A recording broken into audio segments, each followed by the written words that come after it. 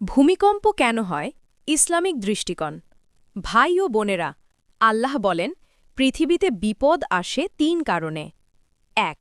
সতর্ক বার্তা হিসাবে। যখন মানুষ পাপের পথে চলে, অন্যায় ও দুরাচার বাড়ে, আল্লাহ তাদেরকে সতর্ক করার জন্য পৃথিবী দুলতে দেন। ২. পরীক্ষার জন্য। কিছু সময় আল্লাহ আমাদের পরীক্ষা করেন। ভূমিকম্পের মাধ্যমে আমাদের ধৈর্য, ধ্যান এবং তাকওয়া দেখা হয়। ৩. স্মরণ করানোর জন্য।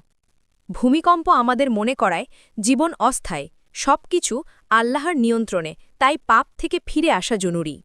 যারা আল্লাহর পথে ফিরে আসে, আল্লাহ তাদের রক্ষা করেন। যারা অবাধ্য থাকে, তারা শিক্ষা পান কঠিনভাবে।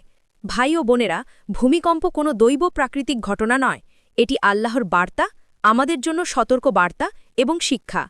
প্রতিটি দুর্যোগ মনে করিয়ে দেয় আমাদের তাকওয়া বাড়াতে হবে, আল্লাহর পথে চলতে হবে, পাপ থেকে দূরে থাকুন, ক্ষমা চাইুন, আল্লাহর রহমত কামনা করুন।